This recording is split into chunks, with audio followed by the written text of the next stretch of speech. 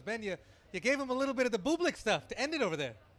Yeah, I mean, he's gotten me on so many drop shots in our last 3 matches. I had to at least get him back on one, and he still made the highlight his. So somehow, There you go. Look at you, Yeah. giving him the love. somehow losing match point, you still get the props. You guys gave us some great highlights there, but it was a really strong effort. He was up a break there in the first set, tried to close things out, but it looked like as soon as you kind of got even and a little bit ahead, you really pulled away. How were you able to do that?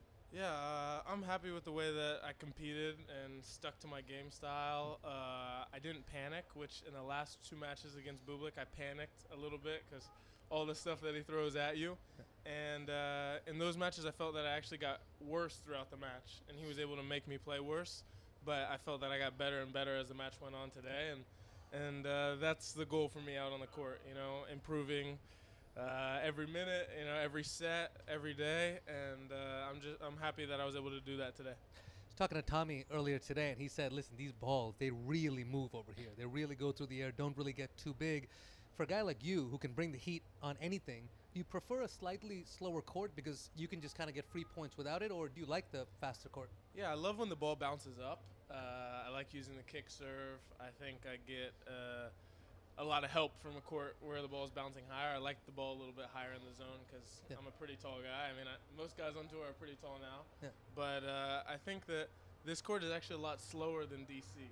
So DC was so fast and so live, and this hard court feels a little more controlled, which it's the opposite for the guys coming from the Olympics, coming from Europe. Right. This court's going to feel really hot and fast. But, yeah, I feel good here. First match here in Montreal, I enjoyed that stadium court for sure. Well, you talked about DC. You made the semis there, so you got some momentum coming in over here. Choosing not to play in the Olympics, you had the opportunity to train. How do you feel the training block went, and where do you feel you're at? Yeah, I feel great physically. I think it just takes time when you're in the U.S. and you have to deal with the heat. Yeah. This week's not that hot here in Montreal, but it was brutal last week in D.C. It was brutal in Atlanta, and I'm guessing that Cincy and the U.S. Open are going to be pretty hot as well. So, I'm sad that I missed out on the Olympics. It looked like a pretty sick time, and USA Tennis is right there with USA Basketball. That's a moment that I thought was really cool for those guys and girls. But I'm happy with my decision. I'm happy with where I am right now in this hard court swing, and really looking forward to these next 3 tournaments because it's a couple of my favorites. I know you said you've been keeping up with the Olympics, and I guess you and the greatness around you has been doing pretty well over there. Yeah, Gainesville, Florida. You wouldn't think of it, but it's a hotbed for athletes. I think the stat was we'd be 8th or 9th. Our university would be 8th or 9th if we were our own nation. That's nuts. At the Olympics with the number of medals we have. So shout out University of Florida. Track and field and swimming have been carrying the torch for us. I know Ben Shelton sets the sights very high for him. What are we looking at? What will we be happy with this hard court swing? I'm not sure.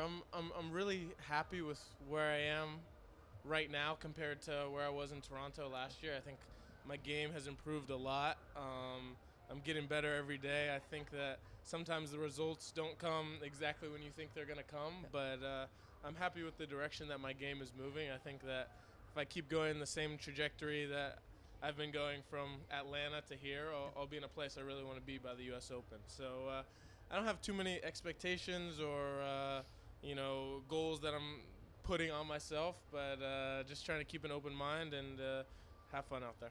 It's been such a pleasure for all of us to watch you just continue to shine over the last few years, continue to grow. But it's not just the tennis. When you become box office, as you are, you got fragrances, you got watches, you got all these things you got to deal with. My question is, you seem so focused on the tennis. How's it being balancing all that stuff? Yeah, I think it's having a great team around you. I think my team does a great job of handling the things that I can't handle. And helping me and handling the things that I need to handle. Yeah. So they do a good job of keeping me focused. Everyone knows that the tennis comes first. Everything else doesn't happen without the tennis. So I think for me it's just most important that I have that supportive group around me and the right people in my corner, which I think I do at this point. Sound like everything's working in the right direction. You're hitting the ball well. You're smiling. Keep it rolling. You looking good, man. I'm just glad that I get to be here on TV with you. You know, you got this beautiful trim beard. Somebody clip that. Somebody clip that. He's looking good today. Prakash in Montreal. I don't know what it is about it.